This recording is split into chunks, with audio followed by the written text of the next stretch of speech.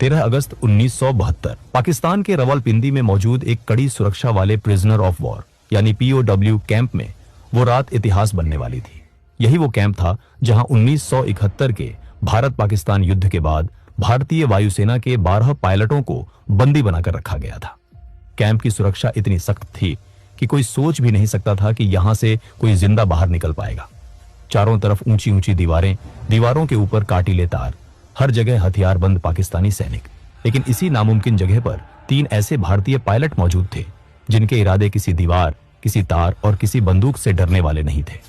वो इस जेल से कुछ इस तरह भागे जिसे देख पाकिस्तानियों के होश उड़ गए। इस कहानी की शुरुआत होती है 3 दिसंबर 1971 से, जब भारत और पाकिस्तान के बीच जोरदार युद्ध चल रहा था। जमीन पर भारतीय सेना हर मोर्चे पर पाकिस्तान को पीछे धकेल रही थी, लेकिन आसमान में हालात उतने आसान नहीं थे।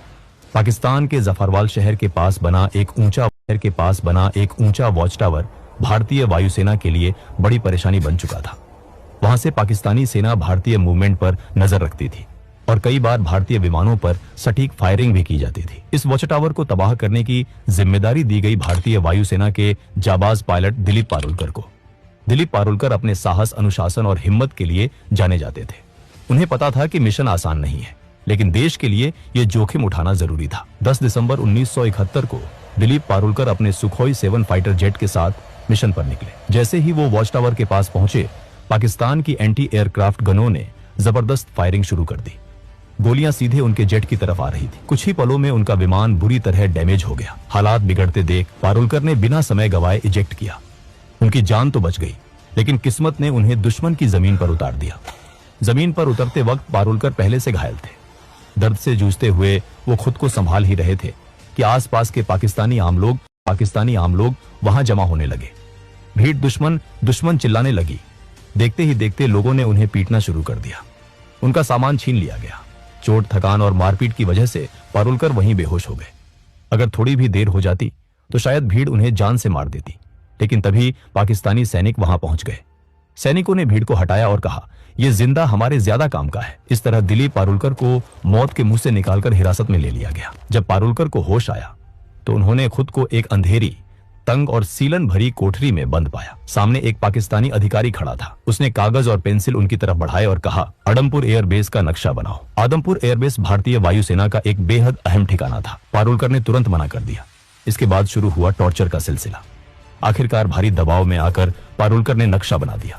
पाकिस्तानी अधिकारी बहुत खुश हुआ, लेकिन कुछ देर बाद वो गुस्से में वापस लौटा। असल में पारुलकर ने आदमपुर एयरबेस का नहीं, बल्कि मुंबई एयरपोर्ट का नक्शा बना दिया था। गुस्से में अधिकारी ने सजा सुना दी। पूरी रात कोठरी के एक कोने में खड़े रहना होगा। एक गार्ड को आदेश दिया गया कि अगर पारुलकर बैठे तो तुरंत गोली मार दी जाए। पूरी रात पारुलकर खड़े रहे। शरीर जवाब दे रहा था, लेकिन गार्ड को उन पर तरस आ गया।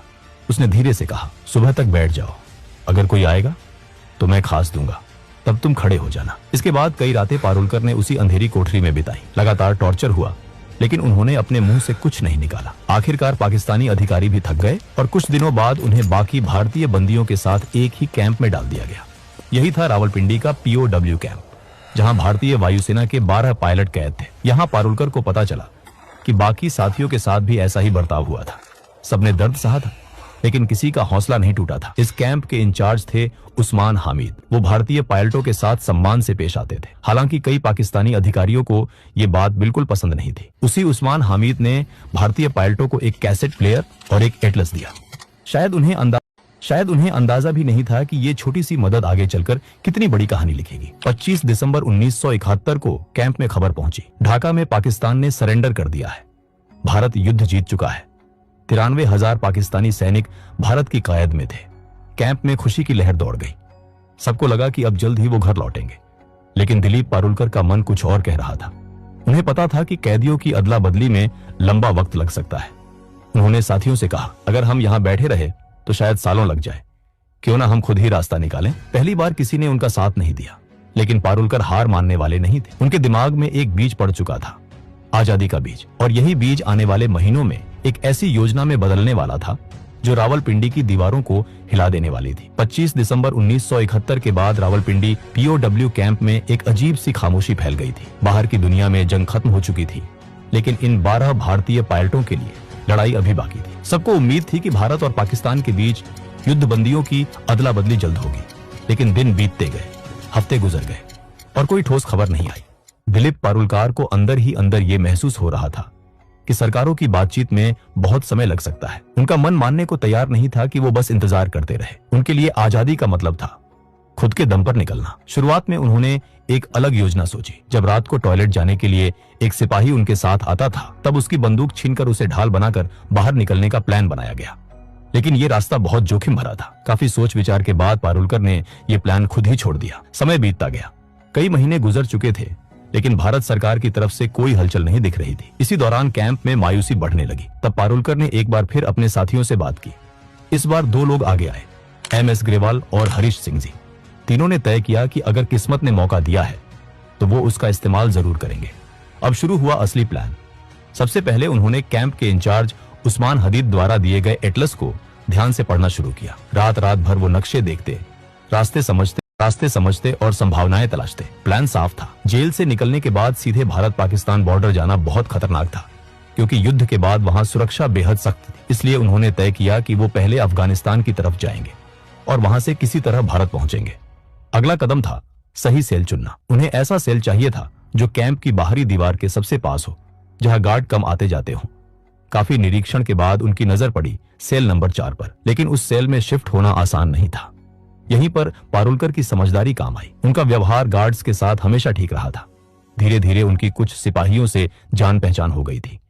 उसी का फायदा उठाकर उन्होंने रिक्वेस्ट डाली और आखिरकार पारुलकर, ग्रेवाल और हरीश सिंह जी को सेल नंबर 4 में शिफ्ट कर दिया गया। इस सेल में पहले से एक और भारतीय पायलट मौजूद थे, विद्याधर शंकर चाटी। चाटी भागने के प्लान में शामिल नहीं होना चाहते थे, लेकिन वो इन तीनों की मदद करने को तैयार थे और यही मदद आगे चलकर बेहद अहम साबित होने वाली थी। अब असली चुनौती थी दीवार में सुरंग बनाना। सेल की दीवार लगभग 18 इंच मोटी थी। बिना किसी औजार के इसे तोड़ना नामुमकिन था, लेकिन किस्मत एक बार फिर उनके साथ थी। किसी तरह उन्होंने एक कैंची और एक स्क्रू ड्राइवर चुरा लिया। हर रात ठीक 12 बजे से 1 बजे तक बेड के नीचे जाकर काम शुरू होता। एक आदमी दीवार कुरेदता, बाकी 3 पहरा देते। दीवार से निकलने वाली मिट्टी और सीमेंट को बेड के नीचे छुपा दिया जाता। सुरक्षा बढ़ाने के लिए उन्होंने सेल के अंदर लगे बल्ब का फ्यूज उड़ा दिया, ताकि गार्ड ठीक से देख ना सके। जेल में बल्ब बदलने की प्रक्रिया लंबी थी और इसका फायदा इन तीनों को मिला। एक रात खतरा बहुत करीब आ गया। एक गार्ड ने बाहर से झांक कर देखा और उसे लगा कि सेल में सिर्फ 3 पायलट हैं, जबकि उस वक्त हरीश सिंह जी बेड के नीचे थे। गार्ड ने आवाज लगाई, लेकिन तीनों ने सोने का नाटक किया। गार्ड भागकर इंचार्ज उस्मान हामिद को बुलाने गया। उसी पल सिंह जी चुपचाप बाहर निकले और लेट गए। जब उस्मान हामिद आए और चारों पायलटों को देखा तो उन्होंने गार्ड को ही डांट दिया। दिन बीतते गए, हफ्ते महीनों में बदल गए। दीवार की ईंटों से सीमेंट निकाला जाता, फिर ईंटों को वैसे ही वापस लगा दिया जाता। बाहर से देखने पर सब सामान्य लगता था। साथ ही उन्होंने भागने के बाद के लिए तैयारी शुरू कर दी। हर कैदी को हर महीने 57 रुपये मिलते थे। इन्हीं पैसों से तीनों ने ड्राई फ्रूट्स, कंडेंस्ड मिल्क और जरूरी सामान इकट्ठा किया। उन्हें पता था कि जेल से बाहर निकलने के बाद जिंदगी और भी कठिन होने वाली है। दिशा जानने के लिए उन्हें कंपास चाहिए था। उन्होंने कैसेट प्लेयर के मैग्नेट और कपड़े सिलने वाली सुई से जुगाड़ू कंपास बनाया। पारुलकर को घर से जो कपड़े मिले थे, उनसे जेल के टेलर को पैसे देकर तीनों के लिए पठानी सूट सिलवाए गए, ताकि बाहर निकलने के बाद वो आम लोगों में घुल मिल सके। धीरे धीरे दीवार का छेद इतना बड़ा हो गया कि एक इंसान उसमें से निकल सके। आखिरी परत, जो कि सिर्फ प्लास्टर था, उसे जानबूझकर छोड़ी गई, ताकि भागने वाली रात उसे आसानी से तोड़ा जा सके। 13 अगस्त 1972 की रात रावलपिंडी POW कैंप के ऊपर काले बादल छाए हुए थे। तेज हवा चल रही थी और थोड़ी ही देर में मूसलाधार बारिश शुरू हो गई। यही वो रात थी जिसका इंतजार दिलीप पारुलकर, MS ग्रेवाल और हरीश सिंह जी महीनों से कर रहे थे। तीनों ने अपने पठानी सूट पहने, ड्राई फ्रूट्स, कंडेंस्ड मिल्क, जुगाड़ से बना कंपास और थोड़े पैसे अपने पास रखे। जाने से पहले उन्होंने अपने साथी विद्याधर शंकर चाटी को गले लगाया। अब आखिरी कदम बाकी था। पारुलकर ने दीवार की आखिरी परत को धीरे धीरे तोड़ा। बारिश की वजह से आवाज बाहर तक नहीं गई। एक एक करके तीनों उस संकरे छेद से बाहर निकल आए। बाहर आकर उन्होंने देखा दीवार के पास ही एक पाकिस्तानी गार्ड चारपाई पर सो रहा था। तीनों सीधे दीवार की तरफ भागे।